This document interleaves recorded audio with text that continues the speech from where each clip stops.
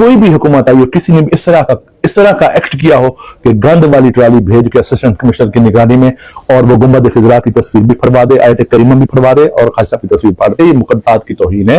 اور میں مطالبہ کرتا ہوں حکومت سے بھی اور تمام جو بھی اس میں پاکستان میں جتنا بھی اسٹیک ہولڈرز ہیں، ملک چلانے والے، چاہے سامنے ظاہر ہیں جہاں بھی ہیں، سب کو مطالبہ ہے کہ یہ جو ہے اس کے خلاف پرچہ درج کیا جائے تاکہ کوئی بھی جرات نہ کر سکے۔ نبی پاک علیہ الصلوۃ والسلام کی روضہ مقدسہ کی تصویر خانقاہ کے مین گیٹ پہ یوں پھڑوانا اور گندی ٹرالی میں جا کے لے جانا، پوری پاکستان میں ری ایکشن ہوا،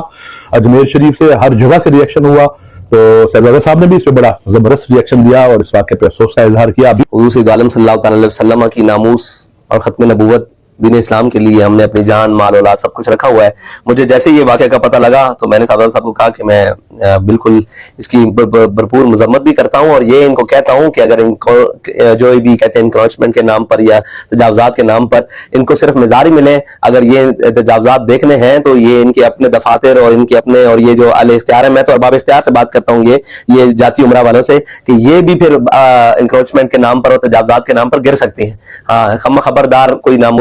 جناب ناموس رسالت پر یا ہمارے اکابر کے مزارات پر یا جناب اوقاف کے نام پر یا تاریخی ورثے کے نام پر کوئی ان دیواروں کی طرف یا ان جناب کسی کی طرف دیکھے گا تو انشاءاللہ ہم وہ آنکھ بھی پھوڑ لیں گے اور وہ ہاتھ بھی توڑ دیں گے جو بھی ہماری اس جناب مقدسات کی طرف دے گا، اور ہمارا حکومت سے مطالبہ ہے کہ اس کو فی الفور کیفر کردار تک پہنچایا جائے، نہیں تو یہ معاملات اگر ہیں تو لوگوں کو پھر یہ نہ کہیے گا کہ جناب یہ کام خراب ہوتا ہے۔ اور جو لوگ جھوٹ بولتے پھرتے ہیں ان کو ہم یہ کہنا چاہتے ہیں کہ ہمارے بڑوں نے ہمیں ایک ہی سبق سکھایا ہے کہ انہیں جانا، انہیں مانا، نہ رکھا غیر سے کام، للہ الحمد، میں دنیا سے مسلمان۔